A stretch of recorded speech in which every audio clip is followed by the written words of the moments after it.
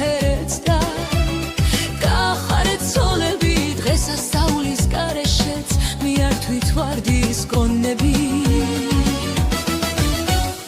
როდესაც აშარდებიან მოხმობა გართებთ მოთმენის თორემ თუ კი დაუგვირებთ წავად აღტოვებთ მოწყენი ამაში არ შევედავოთ ხალია ეშხი ცხოვრების ხომ კარგად იცით უჩვენო